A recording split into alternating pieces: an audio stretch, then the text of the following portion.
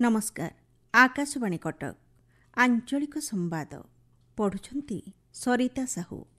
मुख्य संवाद श्रीगुंडीचा मंदिर सम्मुखरे रथारूढ़ चतुर्थामूर्ति को श्रद्धालु माने अर्पण करुछंती भक्ति नैवेद्य। आसंताकाली आड़प मंडप को विजे करिवे महाप्रभु। मन की बात कार्यक्रम रे आसंताकाली देशवासी सह भाव विनिमय करिवे प्रधानमंत्री। दुर्नीति को रोकिबारे तदंतकारी संस्थागुड़िक समन्वय रक्षा और निशा कारोबार नियंत्रण दिगरे मिलित पदक्षेप नेबा लगी एसआईटी उपाध्यक्षक परामर्श एवं लघुचाप प्रभाव में आसंता मास 4 तारिख पर्यंत राज्यर विभिन्न अंचल में लागी रहिबो वर्षा। विश्व प्रसिद्ध पुरी रथयात्रा पाई श्रीक्षेत्र बड़दाण्डे श्रद्धालुंकर समागम लगी रही। जय जगन्नाथ ध्वनि रे चतुर्दिग प्रकम्पित होई उठुछि। भक्त और भगवान को अपूर्व मिलन रे श्रीक्षेत्र रे एक नियारा भक्तिमय परिवेश सृष्टि होईछि।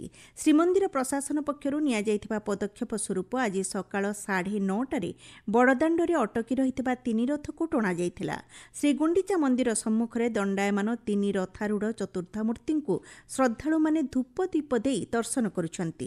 प्रभु श्री बलभद्रंकर तालध्वज रथ डाहुक डाकरे बड़गंडी छकरू और सुभद्रांक दर्पदलन रथ मार्केट छकरू यात्रा आरंभ करी गुंडीचा मंदिर रे अपराह्न 1:30 समय पहुंचीथिला। महाप्रभु श्री जगन्नाथंक नंदीघोष रथ प्राय 2टा समय पहुंचीथिला। बड़दाण्डरे परंपरा अनुसार आज सकाळे रथारूढ़ चतुर्था विग्रहंक मंगल आलती नीति करा जायथिला। परे रथ उपरे अवकाश पूजा करा जिबा सह रथ टणा आरंभ होइथिला। आसंताकाली गुंडीचा मंदिरर आड़प मंडप को विजे नीति अनुष्ठित हेब। रथारूढ़ चतुर्थामूर्ति को दर्शन करी श्रद्धालु निजको कृतार्थ मने करुछंती। शरधा बाली चतुर्थामूर्ति को देखि भक्ति प्रीति और मोक्ष नहीं श्रद्धालु विभोर होई पड़िछंती। बौद्ध जिलार पाताली श्रीक्षेत्र ठारे आषाढ़ शुक्ल तृतीया तिथि श्रीजगन्नाथंक बासी रथयात्रा आज अनुष्ठित होउछि। राजराजुड़ा अमलरू जिलार विभिन्न स्थान में तृतीया तिथि रथयात्रार आयोजन करा जायथाय। बौद्ध सहरर बुट्टुपाली नायकपड़ा गुंफा नारायणनगर बाउंसीगढ़ साहसपाल आदि अंचल में शांतिपूर्ण भाव रथयात्रा चली। 3 ठाकुर रथारूढ़ हेबा परे छोट छोट पिलांकु रथ छुआ जायथिला। संध्या 6टा परे रथ टणा कार्य आरंभ होइथिबा आम संवाददाता जणाइछंती।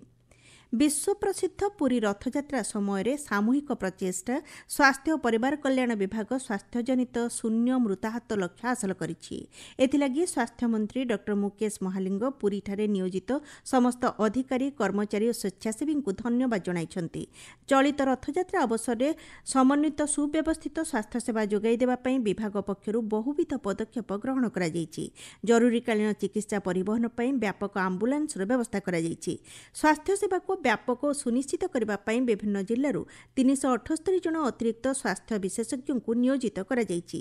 अतिरिक्त सहायता प्रदान करने उद्देश्य प्रथम थर पर एम्स भुवनेश्वर पक्षर चिकित्सा केन्द्र में स्वतंत्र डाक्तरी दल नियोजित होइछंती। स्वास्थ्य संबंधी जरूरीकालीन परिस्थिति पर 24 घंटिया नियंत्रण कक्ष खोल जायछि। श्रीमंदिर बाहर रत्नभंडार मरामती कार्य आज पुणी थे आरंभ होइछि। 8 दिन मध्य मरामती कार्य शेष करने लगी योजना प्रस्तुत करा जायथिबा जणा पड़िछि। मरामती समय प्राय 90टी पत्थर बदला जाई नुआ पत्थर खंजा जिवो। महाप्रभु श्रीमंदिर को फेरिबा पूर्व मरामती कार्य शेष करने लगी विशेषज्ञ मानक नहीं गठित दल दैनिक 2टी पर्यायर कार्य करिवे। अन्य पक्षरे बाहर रत्नभंडार कबाट को बर्मा टिक काठ व्यवहार करी सुना छाउणी करने को योजना करा जायथिबा श्रीमंदिर प्रशासन और भारतीय प्रत्नतत्व सर्वेक्षण विभाग मध्य आलोचना होइथिबा सूचना मिली। प्रधानमंत्री नरेंद्र मोदी आसंताकाली पूर्वाह्न 11टा समय आकाशवाणी मन की बात कार्यक्रम देशवासी भाव विनिमय करेंगे। यह प्रधानमंत्री मन की बात कार्यक्रम 123तम संस्करण।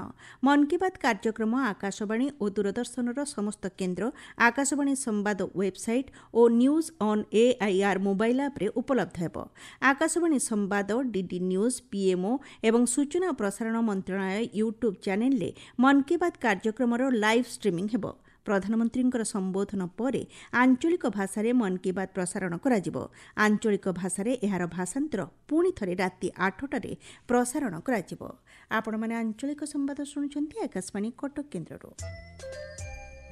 ଅକ୍ସିୟମ୍ 4 ମିଶନରେ ସାମିଲ ହୋଇଥିବା ଭାରତୀୟ ମହାକାଶଚାରୀ ଗ୍ରୁପ୍ କ୍ୟାପ୍ଟେନ୍ ଶୁଭାଂଶୁ ଶୁକ୍ଲାଙ୍କ ସହିତ ପ୍ରଧାନମନ୍ତ୍ରୀ ନରେନ୍ଦ୍ର ମୋଦି ବାର୍ତ୍ତାଳାପ କରିଛନ୍ତି। ଗତ ବୁଧବାର ଦିନ ଯୁକ୍ତରାଷ୍ଟ୍ର ଆମେରିକାର ଫ୍ଲୋରିଡାସ୍ଥିତ କେନେଡି ମହାକାଶ କେନ୍ଦ୍ରରୁ ଏହି ମିଶନ ଆରମ୍ଭ ହୋଇଛି। 1984 ମସିହାରେ ସୋଭିଏତ୍ ମିଶନରେ ଭାରତର ୱିଙ୍ଗ କମାଣ୍ଡର ରାକେଶ ଶର୍ମା ମହାକାଶକୁ ଯାତ୍ରା କରିବାର 4 ଦଶନ୍ଧି ପରେ କ୍ୟାପ୍ଟେନ୍ ଶୁକ୍ଲା ଦ୍ୱିତୀୟ ଭାରତୀୟ ମହାକାଶଚାରୀ ଭାବେ ଏଭଳି ମିଶନରେ ସାମିଲ ହୋଇଛନ୍ତି।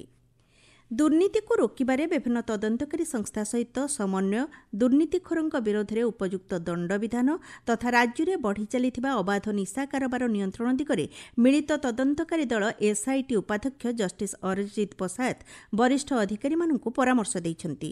ସର୍ବଭାରତୀୟ ପ୍ରଶାସନିକ ଅଧିକାରୀମାନେ ଦୁର୍ନୀତି ମାମଲାରେ ଜଡ଼ିତ ହେବା ଏକ ଚିନ୍ତାର ବିଷୟ। ସରକାରୀ ସେବାରେ ଯେପରି ଦୁର୍ନୀତିମୁକ୍ତ ହେବ ସେ ଦିଗରେ ତଦନ୍ତକାରୀ ସଂସ୍ଥାଗୁଡ଼ିକ ବିଶେଷ ଧ୍ୟାନ ଦେବାକୁ ଜଷ୍ଟିସ୍ ପଶାୟତ କହିଛନ୍ତି। କଟକଠାରେ ଆଜି ହୋଇଥିବା ଏସ୍ଆଇଟି ବୈଠକରେ ପ୍ରବର୍ତ୍ତନ ନିର୍ଦ୍ଦେଶାଳୟ, ରାଜ୍ୟ ଦୁର୍ନୀତି ନିବାରଣ ବିଭାଗ, କ୍ରାଇମବ୍ରାଞ୍ଚ ଆଇଜିଙ୍କ ସମେତ ଓଡ଼ିଶା, ଝାଡ଼ଖଣ୍ଡ ଓ ପଶ୍ଚିମବଙ୍ଗରୁ 11ଟି ତଦନ୍ତକାରୀ ସଂସ୍ଥାର ବହୁ ବରିଷ୍ଠ ଅଧିକାରୀ ଯୋଗ ଦେଇଥିଲେ। ମୁଖ୍ୟମନ୍ତ୍ରୀ ମୋହନ ଚରଣ ମାଝୀ ଆସନ୍ତା 30 ତାରିଖ ସୋମବାର ଦିନ ଜନସାଧାରଣଙ୍କ ବିଭିନ୍ନ ଅଭିଯୋଗର ଶୁଣାଣି କରିବେ। ସକାଳ 10:30ଟାରୁ ଭୁବନେଶ୍ୱର ୟୁନିଟ୍ 2 ସ୍ଥିତ ପୂର୍ବତନ ସରକାରୀ ପ୍ରାଥମିକ ବିଦ୍ୟାଳୟ ପରିସରରେ ଏହି ଜନଶୁଣାଣି କରାଯିବ। ଅଭିଯୋଗ ଶୁଣାଣି ପାଇଁ ଅନ୍ଲାଇନ୍ ପଞ୍ଜୀକରଣ ଗତକାଲିଠାରୁ ଆରମ୍ଭ ହୋଇଥିବା ବେଳେ ସର୍ବାଧିକ 1000 ଜଣ ପଞ୍ଜୀକରଣ କରାଯିବା ପର୍ଯ୍ୟନ୍ତ ଏହା ଖୋଲା ରହିବ। ଏଥିନିମନ୍ତେ ଆଗ୍ରହୀ ଜନସାଧାରଣ janashunani.odisha.gov.in ଅଥବା ଜନଶୁଣାଣି ମୋବାଇଲ୍ ଆପ୍ ମାଧ୍ୟମରେ ପଞ୍ଜୀକରଣ କରିପାରିବେ ବୋଲି ସାଧାରଣ ପ୍ରଶାସନ ଓ ସାଧାରଣ ଅଭିଯୋଗ ବିଭାଗ ପକ୍ଷରୁ ସୂଚନା ଦିଆଯାଇଛି। କେନ୍ଦ୍ର ଶିକ୍ଷାମନ୍ତ୍ରୀ ଧର୍ମେନ୍ଦ୍ର ପ୍ରଧାନ ଆଜି ବରଗଡ଼ଠାରେ ହଳଧର ପୂଜନ ଆର୍ ଦର୍ଶନ ଶୀର୍ଷକ 2 ଦିନିଆ ଜାତୀୟ ଆଲୋଚନାଚକ୍ରକୁ ଉଦ୍ଘାଟନ କରିଛନ୍ତି। ସମ୍ବଲପୁରୀ ଭାଷାକୁ ସର୍ବଭାରତୀୟ ସ୍ତରରେ ପରିଚିତ କରାଇବାରେ ଏହି ଆଲୋଚନାଚକ୍ର ବିଶେଷ ସହାୟକ ହେବ ବୋଲି ମନ୍ତ୍ରୀ ଶ୍ରୀ ପ୍ରଧାନ କହିଛନ୍ତି।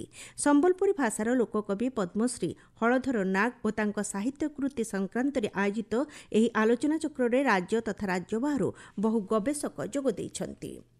କୋରାପୁଟ ଜିଲ୍ଲାର କୋଟିଆ ଗ୍ରାମ ଉପରେ ରାଜ୍ୟ ସରକାରଙ୍କର ସମ୍ପୂର୍ଣ୍ଣ ଦୃଷ୍ଟି ରହିଛି। କୋଟିଆ ଓଡ଼ିଶାର ଅବିଚ୍ଛେଦ୍ୟ ଅଙ୍ଗ ଥିଲା ଏବଂ ରହିବ ବୋଲି ରାଜସ୍ୱ ମନ୍ତ୍ରୀ ସୁରେଶ ପୂଜାରୀ କହିଛନ୍ତି। ରଥଯାତ୍ରା ଅବସରରେ ଗତକାଲି କୋଟିଆରେ ଜନସାଧାରଣଙ୍କ ସହିତ ଉପମୁଖ୍ୟମନ୍ତ୍ରୀ କନକବର୍ଦ୍ଧନ ସିଂଦେଓ, ଖଣି ମନ୍ତ୍ରୀ, ବିଦ୍ୟାଳୟ ଓ ଗଣଶିକ୍ଷା ମନ୍ତ୍ରୀ, ଲଘୁ ଉଦ୍ୟୋଗ ମନ୍ତ୍ରୀଙ୍କ ସମେତ ବିଭିନ୍ନ ଦଳର ବିଧାୟକମାନେ ରଥ ଟାଣିଥିଲେ। ରାଜ୍ୟରେ ରବିଧାନ ପ୍ରକ୍ରିୟା ସଂଗ୍ରହ ଆସନ୍ତା ସୋମବାର 30 ତାରିଖ ଦିନ ଶେଷ ହେବ। ଖାଦ୍ୟ ଓ ଯୋଗାଣ ମନ୍ତ୍ରୀ କୃଷ୍ଣଚନ୍ଦ୍ର ପାତ୍ର କହିଛନ୍ତି, ଧାନ ସଂଗ୍ରହ ପାଇଁ ଆଉ ସମୟସୀମା ବୃଦ୍ଧି କରାଯିବ ନାହିଁ। ବର୍ତ୍ତମାନ ସୁଦ୍ଧା 17,43,000 ମେଟ୍ରିକ୍ ଟନ୍ ରବିଧାନ ସଂଗ୍ରହ କରାଯାଇଛି। ଗତବର୍ଷ ଏହି ସମୟ ମଧ୍ୟରେ 12,40,000 ମେଟ୍ରିକ୍ ଟନ୍ ଧାନ ସଂଗ୍ରହ କରାଯାଇଥିଲା। ଅସମୟରେ ବର୍ଷା ପାଇଁ କ୍ଷତି ସହୁଥିବା ଚାଷୀଙ୍କୁ ସରକାର ସହାୟତା ଯୋଗାଇ ଦେବେ ବୋଲି ମନ୍ତ୍ରୀ ଶ୍ରୀ ପାତ୍ର କହିଛନ୍ତି। ବୌଦ୍ଧ ଆଦର୍ଶ କୃଷି ବଜାରଠାରେ ଅନ୍ତର୍ଜାତୀୟ ସମବାୟ ବର୍ଷ 2025 ଜିଲ୍ଲାସ୍ତରୀୟ ଉତ୍ସବ ପାଳିତ ହୋଇଯାଇଛି। ବୌଦ୍ଧ ସମବାୟ ସମିତି ସମୂହ ଉପନିବନ୍ଧକ ଏଥିରେ ଯୋଗଦେଇ ଜନସେବା କେନ୍ଦ୍ର, ପ୍ରଧାନମନ୍ତ୍ରୀ ଫସଲ ବୀମା ଯୋଜନା ଓ ବିଭିନ୍ନ ଋଣ ଯୋଜନା ସମ୍ପର୍କରେ ଉପସ୍ଥିତ କୃଷକମାନଙ୍କୁ ଅବଗତ କରାଇଥିଲେ। ମାଲକାନଗିରି ସ୍ପୋର୍ଟସ୍ କମ୍ପ୍ଲେକ୍ସଠାରେ ଜିଲ୍ଲା ଆଥଲେଟିକ୍ ଆସୋସିଏସନ୍ ପକ୍ଷରୁ ସାହାଣୀ କପ୍ 2025 ଫୁଟବଲ ପାଇଁ ମନୋନୟନ ପ୍ରକ୍ରିୟା ଶେଷ ହୋଇଛି। ଅଂଶଗ୍ରହଣ କରିଥିବା ଜିଲ୍ଲାର 98 ଜଣ ଖେଳାଳିଙ୍କ ମଧ୍ୟରୁ 22 ଜଣଙ୍କୁ ଚୟନ କରାଯାଇଥିବା ବେଳେ 4 ଜଣଙ୍କୁ ସଂରକ୍ଷିତ ରଖାଯାଇଛି। ପାଣିପାଗ। ଉତ୍ତର ପଶ୍ଚିମ ବଙ୍ଗୋପସାଗର, ପାର୍ଶ୍ୱବର୍ତ୍ତୀ ଉତ୍ତର ଓଡ଼ିଶା ଏବଂ ପଶ୍ଚିମବଙ୍ଗ ଉପକୂଳରେ ସୃଷ୍ଟି ହୋଇଥିବା ଲଘୁଚାପ ପ୍ରଭାବରେ ରାଜ୍ୟର ବିଭିନ୍ନ ଅଞ୍ଚଳରେ ବର୍ଷା ଲାଗି ରହିଛି।